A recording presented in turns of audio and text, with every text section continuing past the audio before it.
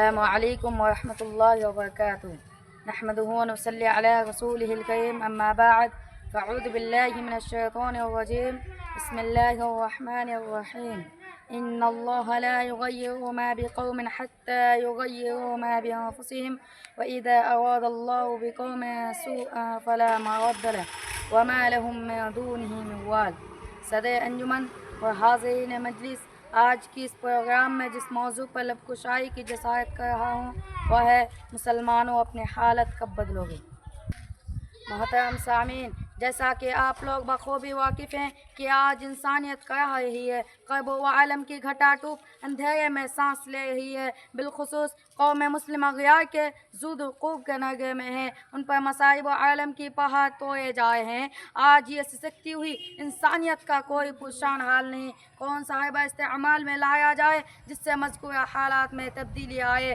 آج مسلمانوں کو ضرورت ہے کہ وہ اپنے اندر بدلاؤ لائیں، کیونکہ جب تک کوئی قوم اپنے حالات خود نہیں بدل لیتی تب تک اللہ رب العالمین اس کی حالات کو نہیں بدلتا۔ فرمانے والی تعالیٰ ہے ان اللہ لا یغیر ما بقوم حتی یغیروا ما بانفسهم واذا اراد اللہ بقوم سوءا فلا مرد له وما لهم من دونه من وال۔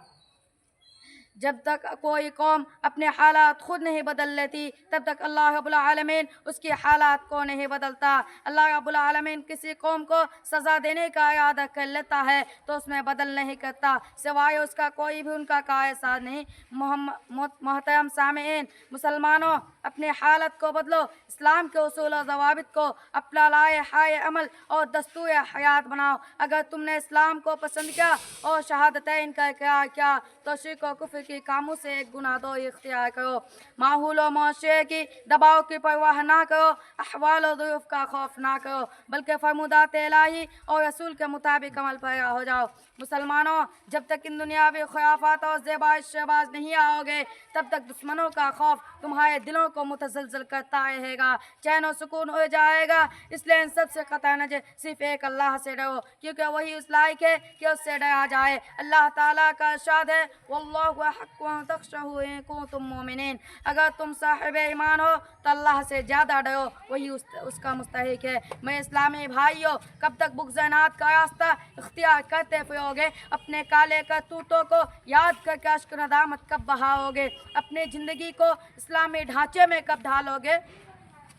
کیونکہ اس سے اگلی امتوں کو ہلاک و برباد ہونے کے اسباب میں اللہ اور اس کے رسول کے حکموں کی نافرمانی بتائی، احکام کی مخالفت اور سب سے اہم چیز کہ اپنے احوال کو بدلنے کا اصرار تھا، جس کی پاداش میں مٹا دی گئی۔ ان قوموں کا تذکرہ اس آیت کے اندر کیا ہے؟ الم یاتہم نبأ الذین من قبلہم قوم نوح وعاد وثمود وقوم ابراہیم واصحاب مدین والمؤتفکات أتتهم رسلهم بالبينات فما كان الله ليظلمهم ولكن كانوا أنفسهم يظلمون۔ کیا ان لوگوں کے پاس ان لوگوں کی خبریں نہیں پہنچی جو اس سے پہلے تھے؟ مثلا قوم نوح، قوم عاد، قوم ثمود، قوم ابراہیم، اصحاب مدین اور وہ لوگ جن کی بستیاں الٹ دی گئی تھی، ان سب کے پاس اللہ کے رسول آئے اور راہ حق کی نشانیاں دکھلائے، لیکن ان بدبختوں نے خود ہی اپنے اوپر ظلم کیا۔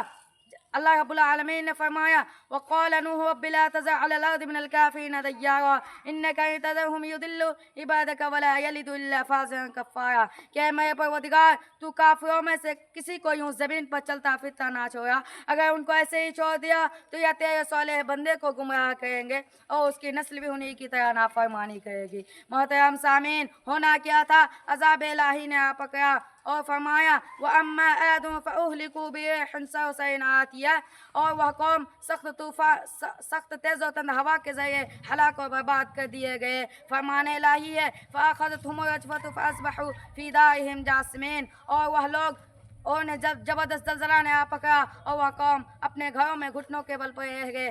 آخر میں اللہ تعالیٰ سے دعا ہے کہ الہ العالمین ہمیں ان چند باتوں پر عمل کرنے کی توفیق عطا فرمائے، آمین۔ وآخر دعوانا ان الحمد للہ رب العالمین۔ السلام علیکم ورحمۃ اللہ وبرکاتہ۔